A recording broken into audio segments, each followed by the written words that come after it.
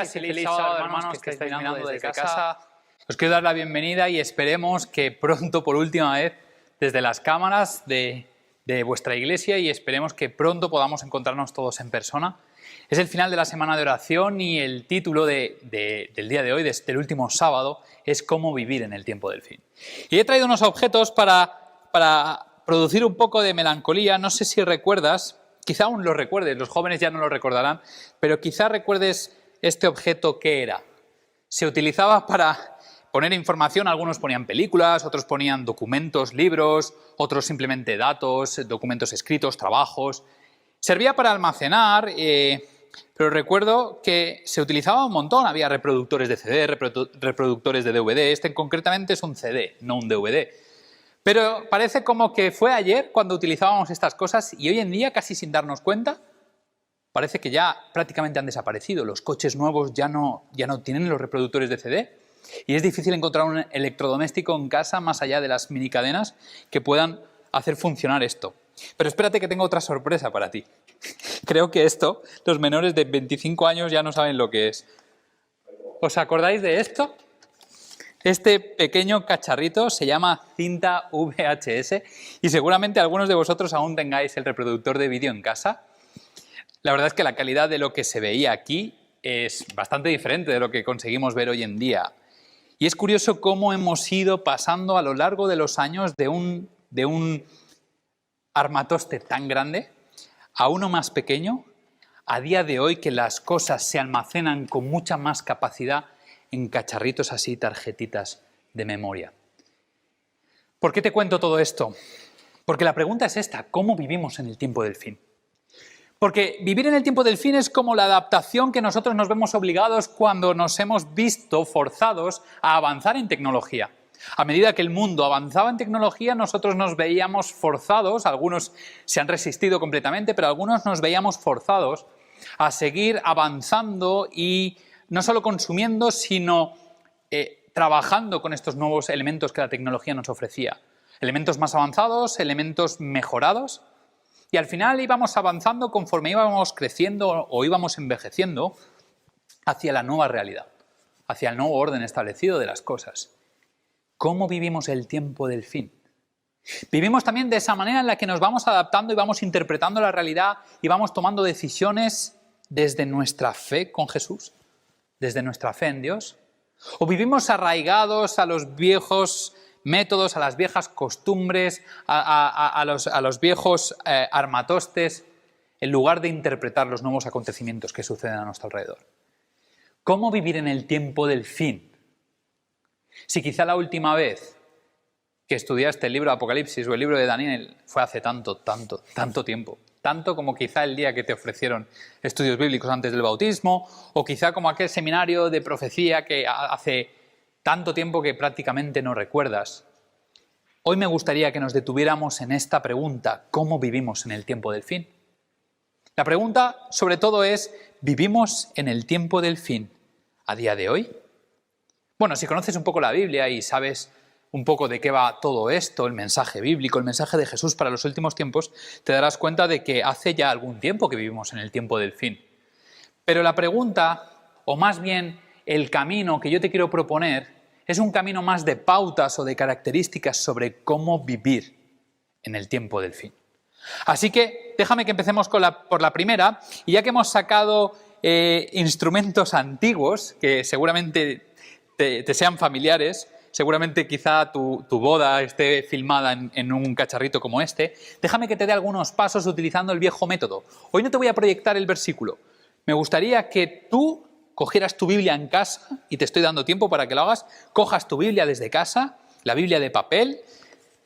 Te dejo la Biblia también electrónica si te hace falta, pero si tienes la Biblia de papel, me gustaría que cogieras la Biblia de papel y que juntos recorriéramos los 4 pasos o las 4 ideas que yo te quiero transmitir en esta mañana, en este último tema de la semana de oración, con respecto a cómo vivir el tiempo del fin. ¿Estás preparado, preparada? Ahí vamos. La primera, el primer paso o la primera característica que yo te comparto hoy sobre cómo vivir en el tiempo del fin la encontramos en 2 de Pedro 1, 19.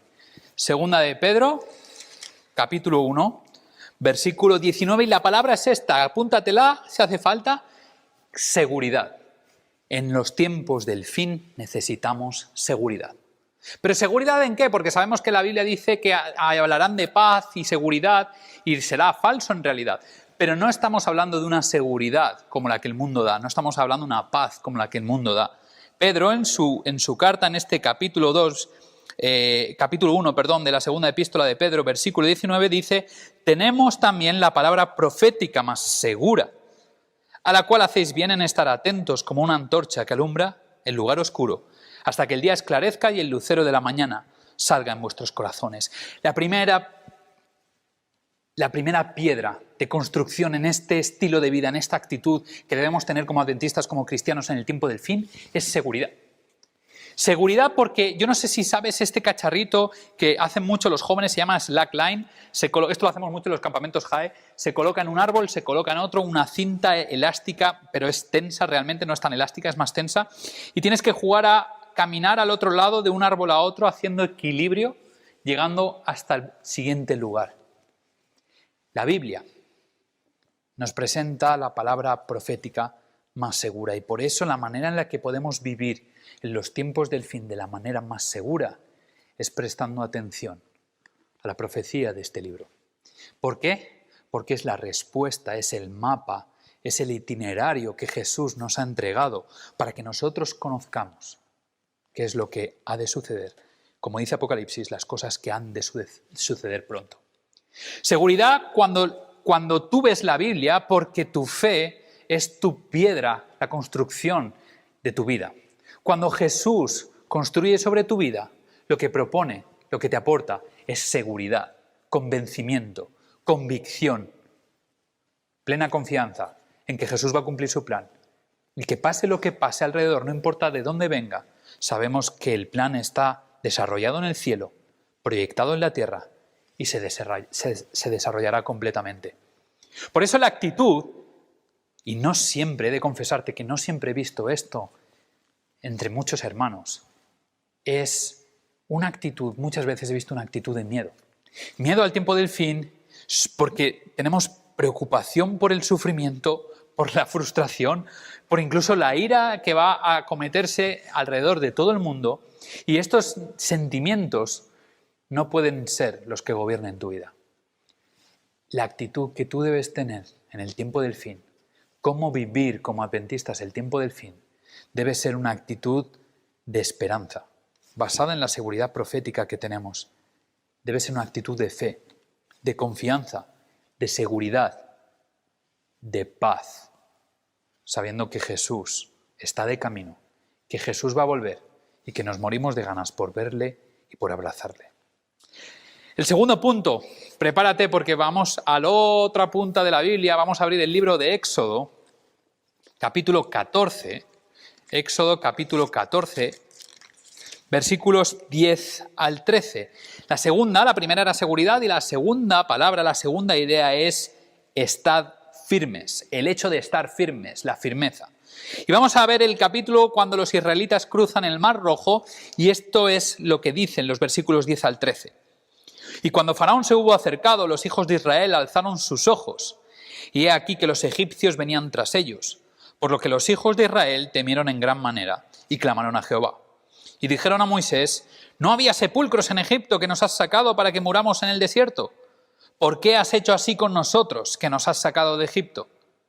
¿No es esto lo que te hablábamos en Egipto diciendo: déjanos servir a los egipcios? Porque mejor nos fuera servir a los egipcios que morir nosotros en el desierto. Y Moisés dijo al pueblo, y aquí la clave: no temáis, estad firmes y ved la salvación que Jehová hará hoy con vosotros, porque los egipcios que hoy habéis visto, nunca más, para siempre, los veréis. ¿Sabes? Creo que todo el evento del Éxodo, todo lo que el pueblo vive en el Éxodo es una proyección de lo que nosotros vamos a vivir en el tiempo del fin, o de lo que nosotros estamos viviendo en el tiempo del fin. Los paralelismos entre la historia del Éxodo y la historia del fin de la humanidad son increíbles. Y cuando llega el momento en el que por un lado, mirando hacia atrás, vemos los peligros, o mirando a nuestro alrededor, vemos los peligros, un mundo injusto, un mundo que se tambalea, un mundo con guerras, con rumores de guerras, un mundo injusto, un mundo en el que el terrorismo cada vez es mayor, un mundo en el que la seguridad, hiperseguridad, hipercontrol diría yo, cada vez es mayor, un mundo en el que cada vez sientes que tienes que trabajar más horas para cobrar menos, un mundo que en definitiva parece que cada vez hay unas manos invisibles que te están apretando el cuello. Tenemos dos actitudes. Y podemos elegir entre dos opciones. O hacer como los israelitas, mirar atrás, mirar a Egipto, buscar en esa vida que tampoco era la ideal, ese rinconcito de bienestar, esa zona de confort y decir: no tengo la valentía suficiente o no tengo las ganas suficientes de afrontar todo lo que viene, todas las penurias que vienen o todas las dificultades que nos esperan. Prefiero vivir como vivía, que no era la mejor vida, pero era mi zona de confort, mi zona de seguridad. Puede que como cristiano, puede que como adventista, te encuentres en la misma situación que los israelitas. Que cuando miras todo lo que tenemos que afrontar, todo lo que la Biblia dice que va a sobrevenir a este mundo, miramos cuando vemos los problemas y vemos los enemigos, nuestros gigantes, y miramos a nuestra zona de confort y decimos: casi me vale la pena mejor estar allí. O escogemos la segunda actitud, la actitud que Moisés imprimió con carácter al pueblo, y es estar firmes. El mundo parece que se desmorona, es cierto. Los gobiernos no dan una, no consiguen aquello que nos prometen porque nos prometen bienestar, paz y seguridad. Y casi en ninguna parte del mundo hay ni paz, ni bienestar, ni seguridad. ¿Cuál es la actitud que tú vas a tener en el tiempo del fin? ¿Vas a afrontar lo que está por venir, lo que Jesús te anuncia que va a acontecer, con paz? ¿O vas a mirar a tu zona de bienestar porque no te interesa renunciar a ciertas cosas para pasar por la travesía del desierto? El tercer punto es un punto en el que me vas a permitir que me detenga un poco más, porque es un tema en la Biblia que me encanta y es un tema que algún día me gustaría predicar con detenimiento. El tercer punto es el discernimiento. Y el discernimiento no es algo muy común en la sociedad de hoy en día, no es una palabra que se conozca mucho. Incluso para personas que conocen la Biblia, el discernimiento puede pasar desapercibido. Pero abre conmigo el libro de Eclesiastés y vamos a descubrir juntos o a repasar juntos qué significa el discernimiento y sobre todo por qué es importante tener discernimiento en el tiempo del fin. Capítulo 8 de Eclesiastés, versículo 5.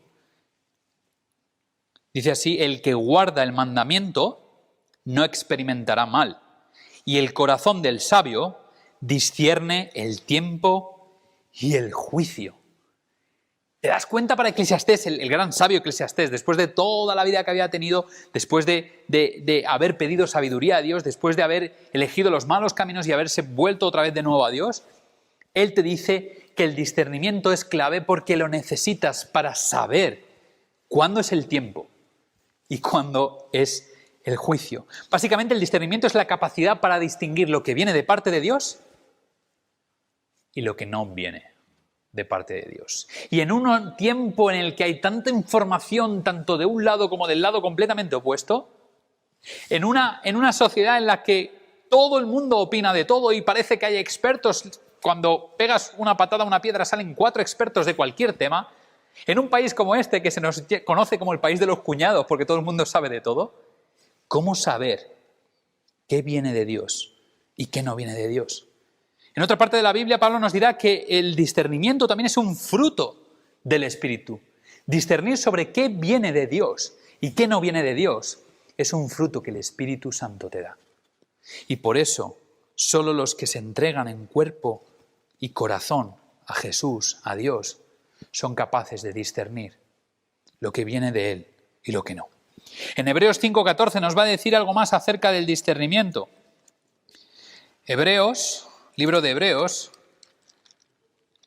capítulo 5, versículo 14, nos dirá lo siguiente: pero el alimento sólido es para los que han alcanzado madurez, para los que por el uso tienen los sentidos ejercitados en el discernimiento del bien y del mal. Es decir, que el discernimiento no solo es algo que el Espíritu te entrega, no es algo que te da la capacidad para saber lo que viene de parte de Dios y lo que no, sino además es súper necesario, porque se puede ejercitar.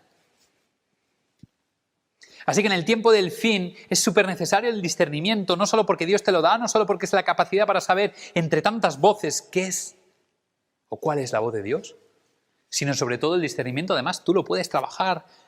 Todo el mundo puede acceder al discernimiento, todo el mundo tiene a su alcance el discernimiento para mejorarlo, para trabajarlo. El libro de Jonás dirá que los de Nínive no tenían discernimiento, no sabían discernir entre su mano derecha y su mano izquierda.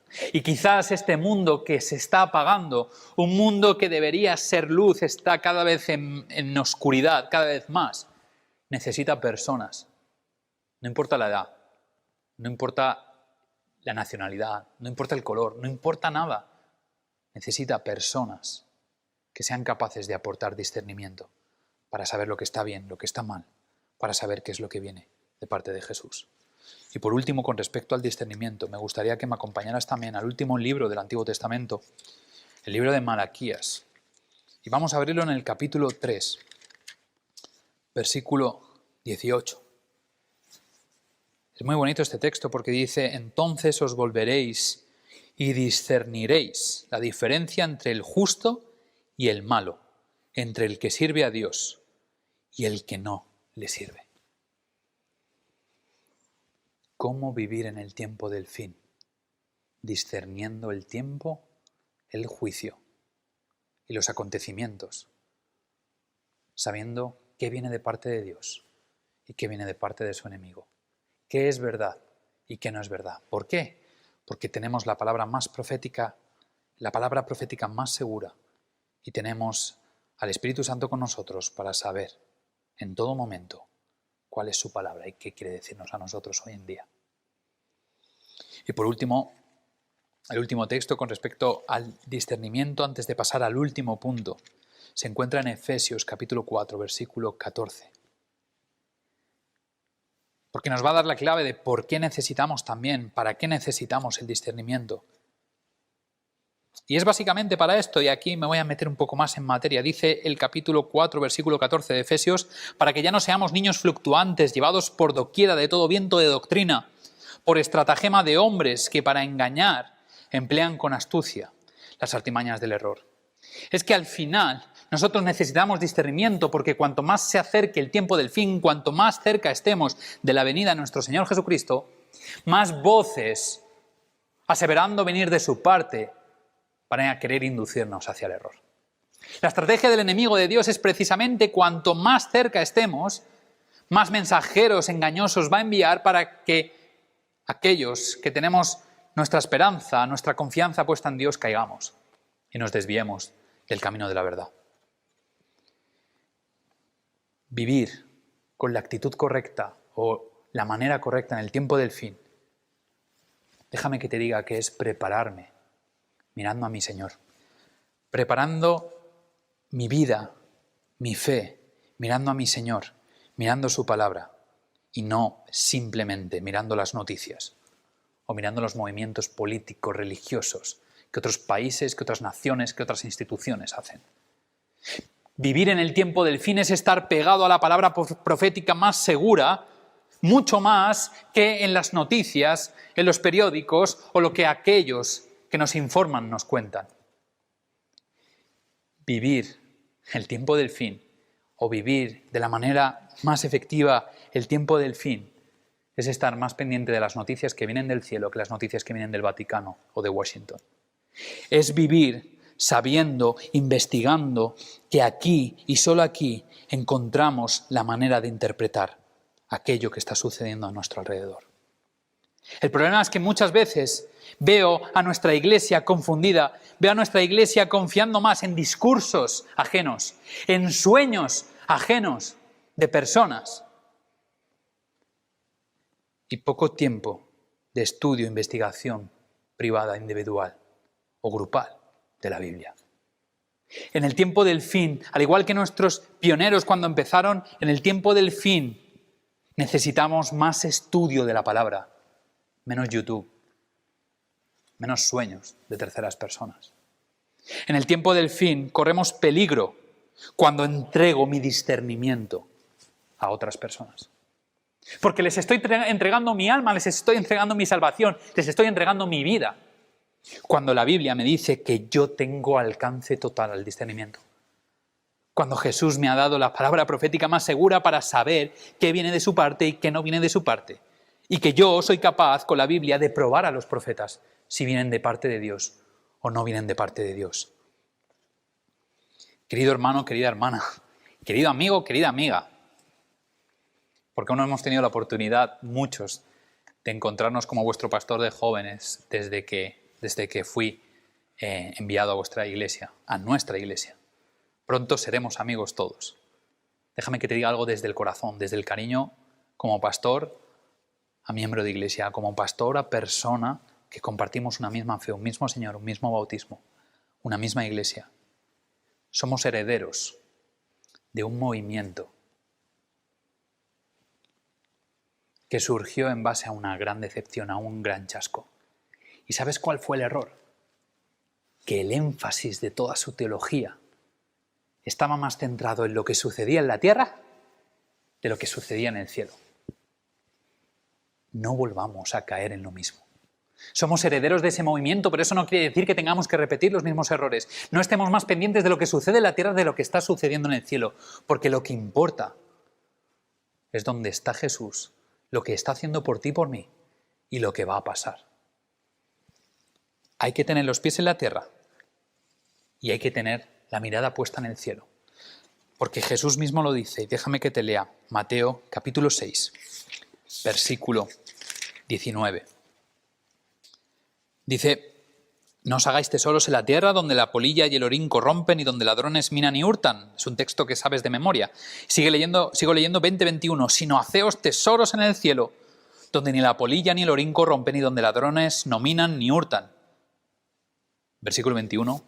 Porque donde esté vuestro tesoro, allí estará también vuestro corazón. La Biblia te habla de que evidentemente tienes que vivir aquí, trabajar aquí, mantener a tu familia aquí, seguir estudiando, seguir avanzando en la vida, seguir estableciendo relaciones y sobre todo cumplir la misión de Dios en esta tierra. Pero te dice que tu corazón, mientras tus pies están aquí, tu corazón está mirando al cielo. Así que por favor, te lo pido, por favor, cuando hablamos del tiempo del fin, tus ojos en este libro, tu corazón en el cielo, los pies en la tierra. Que cada cosa esté en su lugar, porque si no, solo sufrirás un desequilibrio espiritual que te llevará a un camino de frustración y de desengaño. Y el último punto, después de saber que tienes la palabra profética más segura y eso te aporta seguridad, confianza, paz y esperanza, después de saber que es momento de estar firmes en una época tan turbulenta, tan tumultuosa, tan de vaivenes, de tantos cambios, de tantas dificultades, sobre todo con la pandemia que nos ha venido, que nos ha cambiado totalmente la vida. ¿Qué hacemos con el discernimiento que se nos ha dado en nuestra mano? Predicar el mensaje. Ese es mi último punto. Mi cuarto consejo, mi cuarta idea, mi cuarta característica sobre cómo debemos vivir en el tiempo del fin. Predicar el mensaje. Y déjame que te cuente una historia sobre cómo a veces el no tener enfocada nuestra vida espiritual puede provocarnos ciertas situaciones embarazosas. Había una persona cristiana que regentaba una barbería, ¿no? Una barbería, peluquería, donde era de caballeros, evidentemente, esperemos que fuera de caballeros y no de mujeres. Perfilaba las barbas, era un barbero bastante famoso, bastante conocido, era cristiano.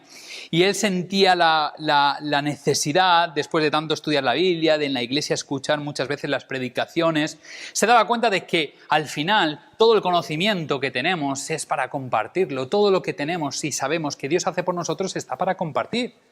Porque así lo dijo Jesús. Tenemos que ir y predicar a todas las naciones. Así que en esa necesidad de predicar el mensaje, empezó diciendo, tengo que predicar al primer cliente que entre a mi barbería. Tengo que predicarle y tengo que hablarle de Dios. Entonces entró el primer cliente por la puerta y el hombre, mientras preparaba las cosas para afeitarle, estaba pensando, ¿y qué le digo? Madre mía, después del mensaje que he escuchado este fin de semana en la iglesia acerca de que Cristo viene, tengo que hablarle de que Cristo viene. Cierto, voy a empezar por eso, Cristo viene. Pero claro, a lo mejor no es cristiano y quizá no está preparado para escuchar algo así de bote pronto, y sí le doy la vuelta y digo que vienen tiempos muy complicados. Claro, porque Cristo viene y entonces van a suceder cosas muy terribles en esta tierra. Voy a empezar por ahí. ¿Qué te parece que el mundo está totalmente destrozado, que el mundo está tumultuoso, el mundo está agitado y que tiene que prepararse para el tiempo del fin?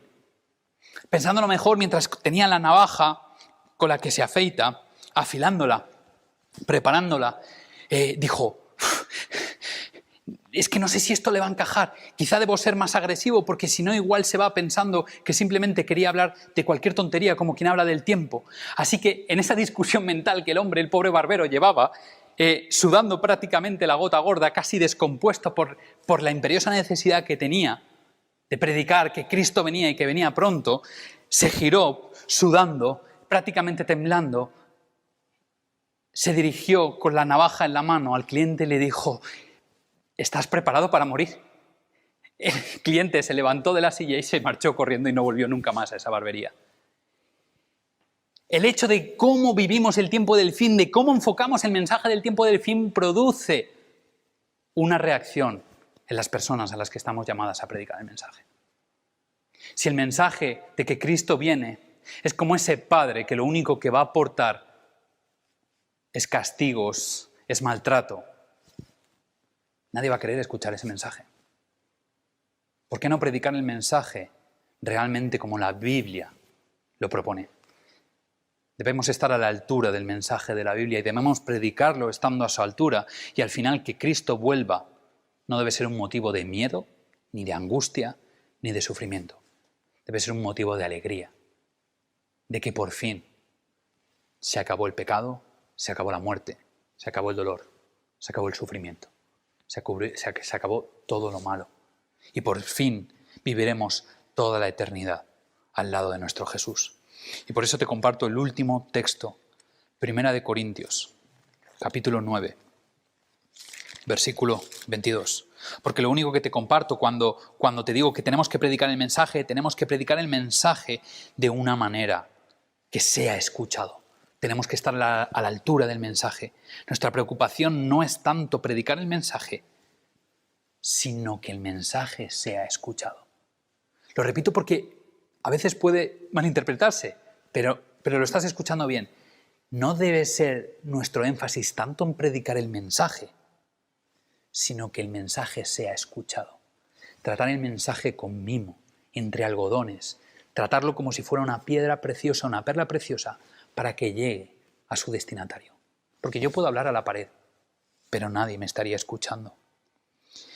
Capítulo 9, versículo 22 de 1 Corintios dice, me he hecho débil a los débiles para ganar a los débiles, a todos me he hecho de todo, para que de todos modos salve a algunos. Pablo ha dicho, si cuando yo me dirijo a los judíos, hablo como un judío y pienso como un judío, y cuando me dirijo a personas no judías, hablo como un no judío, intento hablar su idioma e intento pensar como esa persona. Por favor, ¿por qué no hacemos un pequeño esfuerzo en ponernos en la mente de esas personas que no creen en Dios para predicar un mensaje que sea acorde a su capacidad de entender todo aquello que a ti te ha llevado 10, 20, 30, 40 años entender, 40 años practicar? Porque no sé si recuerdas la historia, el cuento de Pedro y el lobo. Seguramente lo recuerdas. Pedro era un chico que, vivía en un pueblo y encontraba gracioso decir que venía el lobo.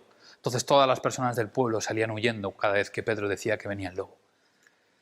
Hasta que un día el lobo vino. Era cierto, pero la gente ya no creía a Pedro. No me malinterpretes con la historia que te estoy contando sobre Pedro y el lobo. Lo que quiero hacerte énfasis es, ¿has probado contarle esta historia a una persona que no sepa lo que es un lobo? ¿Has probado contarle la historia de Pedro y el lobo a una persona que no tiene ni idea de lo que es un lobo? Porque seguramente te hará preguntas como, ¿qué es un lobo? ¿Y por qué la gente tiene que tener miedo de un lobo? Hoy en día mucha gente ha olvidado a Jesús. Hoy en día mucha gente ha decidido olvidar a Jesús. Y quizá es un buen momento para empezar desde el lugar donde ellos están. Déjame que te diga algo. ¿Cómo vivir en el tiempo del fin? Quizás la última parte es la más importante. Reflejando el carácter de Jesús en tu vida. Predicando el mensaje con tus actos. Y escogiendo las palabras como si fueran perlas, como si fueran oro. Más preocupado en que la gente entienda que la gente simplemente me oiga decir palabras que no llegan a comprender.